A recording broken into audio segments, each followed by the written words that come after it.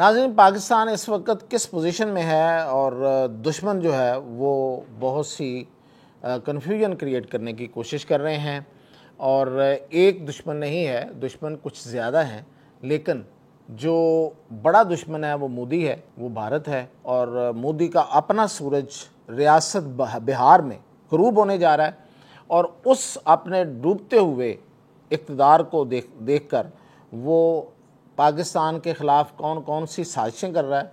और सिर्फ जब मैंने कहा कि एक नहीं तो दूसरे कौन कौन से दुश्मन हैं, या दुश्मन नहीं है तो वो दुश्मन के साथी ज़रूर हैं जो पाकिस्तान के ख़िलाफ़ इस वक्त साजिश कर रहे हैं।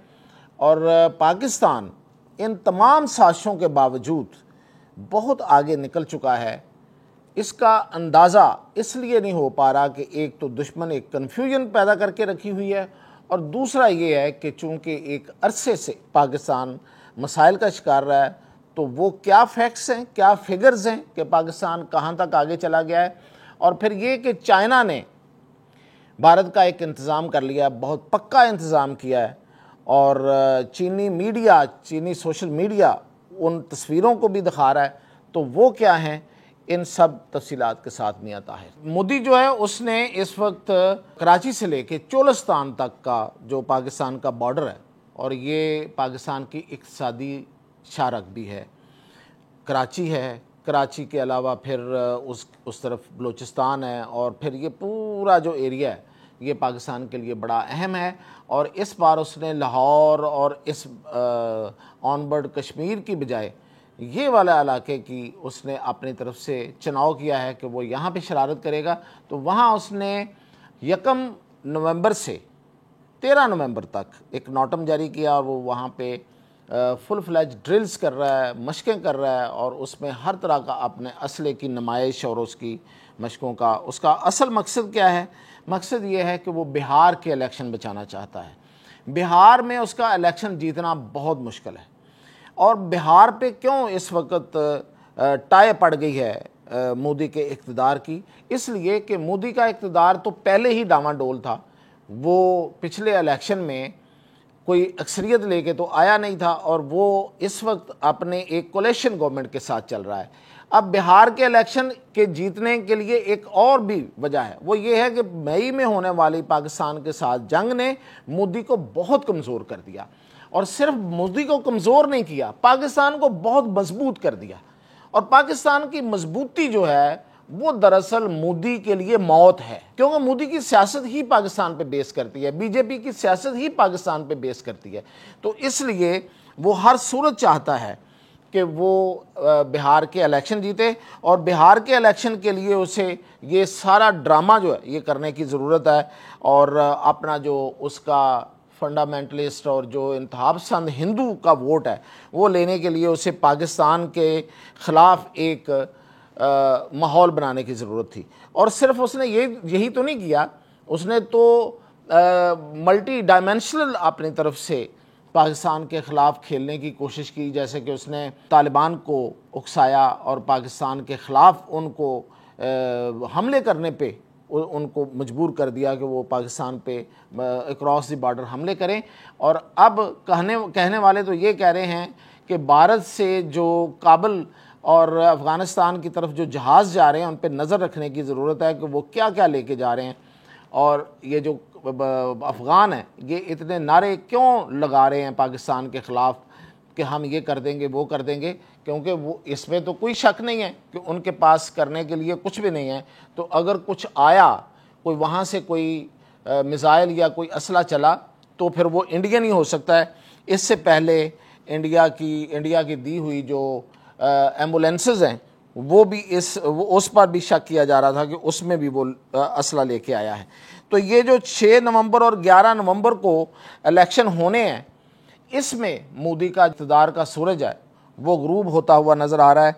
क्योंकि अगर ये इलेक्शन नहीं जीता तो फिर यूँ समझिए कि 2029 में राहुल गांधी की सरबराही में जो एक मोदी मुखालफ इत्तेहाद है वो इंडिया को स्वीप कर जाएगा, और वो इसके नतीजे में मोदी और बीजेपी, और सिर्फ मैं पहले भी बताया करता हूँ कि ये बीजेपी और मोदी की गेम नहीं है, ये मोदी के इर्द गिर्द इकट्ठे हुए हुए वो सरमायाकारों का भी मसला है, जिन्होंने मोदी के होते हुए उनकी सरमाए में, वो एक मुहावरा ना, दिन दुगनी रात चौगनी, उसको कोई 10 दफ़ा कर लें, इतनी उन्होंने दौलत कमाई है। ये जो अडानी है उसने इतनी दौलत कमाई है कि शायद ही दुनिया में किसी की दौलत का इतनी तेज़ी से इजाफा जो है वो हुआ हो जितनी तेज़ी से उसने दौलत कमाई है। दूसरी वजह मैं आपको ये बता रहा था कि पाकिस्तान बहुत आगे निकल गया उसके मुकाबले में। अब पाकिस्तान कैसे आगे निकला है उसकी मैं तफसील आपको बताता हूँ कि ये जो मई की जंग है इसमें पाकिस्तान को जो हीरो का एक हीरोइक उसका जो पोस्चर आया सामने, एक हीरो के तौर पे, एक जंग जीते हुए हीरो के तौर पे, उससे पूरी दुनिया जो है वो पाकिस्तान की तरफ आई। अब उस आने के नतीजे में क्या क्या पाकिस्तान को हासिल हुआ उसकी कुछ मैं आपको झलकियाँ दिखाता हूँ। वो ये है कि एक तो पाकिस्तान ने इंडिया के मुकाबले में अमेरिका ने पाकिस्तान पर कम टैरिफ लगाया है। पाकिस्तान का टैरिफ इंडिया से बहुत कम है। दूसरा, अभी मैं टैरिफ की चूँकि बात हो रही है तो यहीं पे मैं बता दूं कि ये जो चाइना के साथ अमेरिका का मामला हुआ है और इसमें भी अमेरिका ने चाइना पर जो अपना टैरिफ है उसमें 10% कमी की है, तो उसकी वजह भी पाकिस्तान है।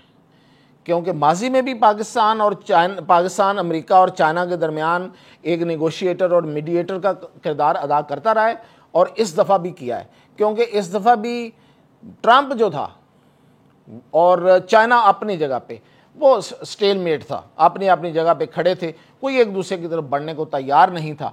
ये पाकिस्तान है कि जिसने उन दोनों को आपस में करीब किया।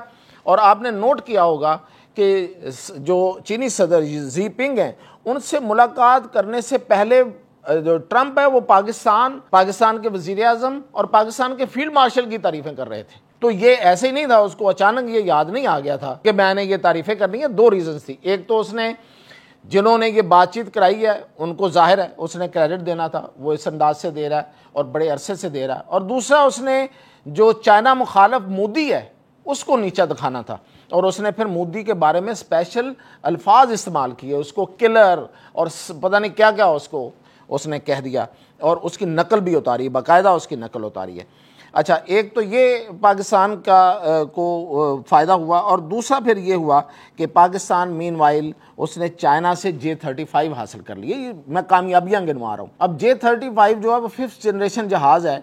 पूरी दुनिया में अगर किसी के पास 5th जनरेशन जहाज़ हैं तो वो अमेरिका है, F-35, और उसमें बड़े सवालिया निशान है। मैं ही हूँ जो आपको उसके बारे में एक एक चीज़ बताता रहा हूँ कि F-35 जो है उसमें कौन कौन सी खराबियां हैं। अब J-35 उन तमाम खराबियों को, उन जो लूप होल्स उसमें हैं उनको इम्प्रूव करके बनाया जाने वाला जहाज़ है।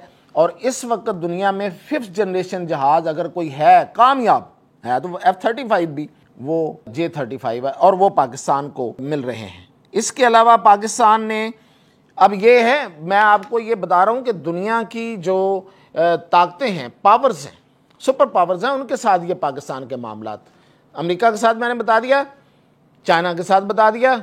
अब तीसरी नंबर पे आता है रूस। तो रूस के साथ पाकिस्तान जो है वो स्टील मिल का मुआहदा कर रहा है। अब भी एक मुआहदा साइन हुआ है कि मास्को में जो सबसे बड़ी एम्बेसी होगी वो पाकिस्तान की होगी। पाकिस्तान का एक डेलीगेशन वहाँ गया हुआ है।